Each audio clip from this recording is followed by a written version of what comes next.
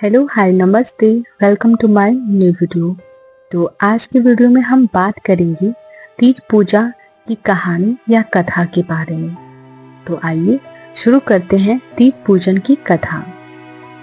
तो एक बार की बात है, एक बार भगवान शिव ने माता पार्वती जी को उनके पूर्व जन्म का स्मरण कराने के उद्देश्य से इस व्रत के महाउत्सव की कथा कही थी।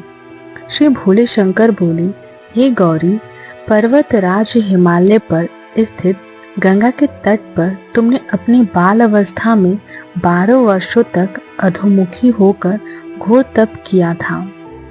इतनी अवधि तक तुमने न अन्न खाकर पेड़ों के सूखे पत्ते चबाकर व्यतीत किया। माघ की विकराल शीतलता में तुमने निरंतर जल में प्रवेश कर तप किया। वैसाख की जला देने वाली गर्मी में तुमने पंचाग्नीय से शरीर को तपा दिया। श्रावण की मूसलाधार वर्षा में खुले आसमान के नीचे बिना अन्न जल ग्रहण किए समय व्यतीत किया। तुम्हारे पिताजी तुम्हारी कष्ट साध्य तपस्या देखकर बड़े दुखी होते थे। उन्हें बड़ा क्लेश होता था।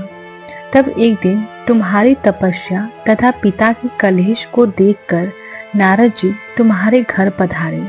तुम्हारे पिताजी ने हृदय से अतिथि सत्कार करके उनके आने का कारण पूछा। नारद जी ने कहा, गिरिराज, मैं भगवान विष्णु के भेजने पर यहाँ उपस्थित हुआ हूँ। आपकी कन्या ने बड़ा कठोर तप किया है। इससे प्रसन्न होकर वे आपकी सपुत्री से विवाह करना चाहते हैं। इस संदर्भ में मैं आपकी राय जानना चाहता हूँ। नारद जी की बात सुनकर गिरिराज गदगद हो उठे। उनके तो जैसे सारे कलेश ही दूर हो गए हो। वे प्रसन्न होकर बोले, श्रीमान, यदि स्वयं विष्णु जी मेरी कन्या का वरण करना चाहते हैं तो भला मुझे क्या आपत्ति हो सकती है।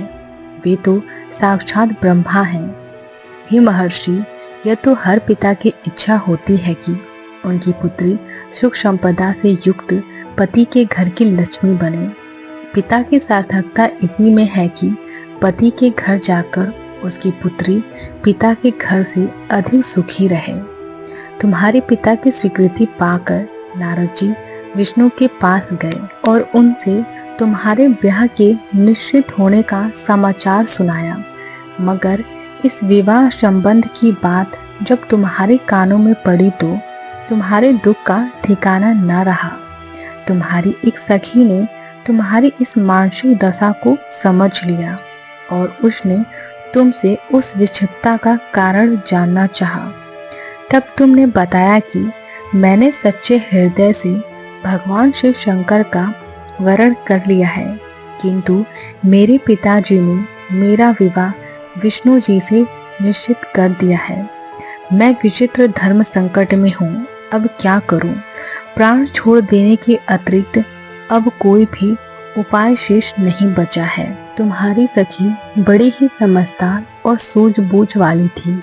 उसने कहा, सखी, प्राण त्यागने का इसमें कारण ही क्या है? संकट के मौके पर धैर्य से काम लेना चाहिए। नारी के जीवन की सार्थकता इसी में है कि पति के रूप में एक बार जिसे हृदय से स्वीकार कर लिया, जीवन पर्यंत उसी से निर्वाह करें। सच्ची आस्था और एक निष्ठा के समझ तो ईश्वर को भी समर्पण करना पड़ता है। मैं तुम्हें घनघोर जंगल में ले चलती हूँ, जो साधना स्थली भी हो और जहाँ तुम्हारे पिता तुम्हें खोज भी न पाए। वहाँ तुम साधना में लीन हो जाना। मुझे विश्वास है कि ईश्वर अवश्य ही तुम्हारी सहायता करेंगे। तुमने ऐसा ही किया। तुम्हारे पिता तुम्हें घर पर ना पाकर बड़े ही दुखी तथा चिंतित हुए। वे सोचने लगे कि तुम न जाने कहाँ चली गई। मैं विष्णु जी से उसका विवाह करने का प्रण कर चुका हूँ। यदि भगवान विष्णु बारात लेकर आ गए तो और कन्या घर पर ना हुई तो बड़ा अपमान होगा। मैं तो कहीं मुंह दिखाने के योग्य भी नहीं रहूंगा। यही सब सोचकर गिरिराज ने जोर शोर से तुम्हारी खोज शुरू करवा दी।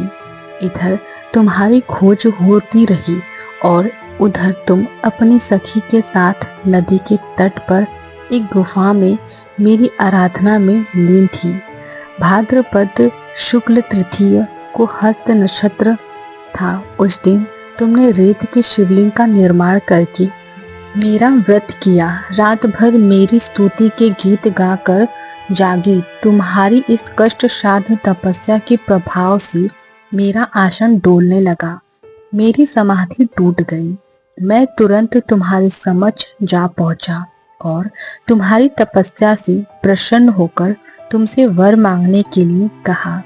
तब अपनी तपस्या के फलस्वरूप मुझे अपने समक्ष पाकर तुमने कहा, मैं हृदय से आपको पति के रूप में वरण कर चुकी हूँ। यदि आप सचमुच मेरी तपस्या से प्रसन्न होकर आप यहाँ पधारे हैं तो मुझे अपनी अर्धांगिनी के रूप में स्वीकार कर लीजिए। तब मैं तथास्तु कहकर कैलाश पर्वत पर लौट आया।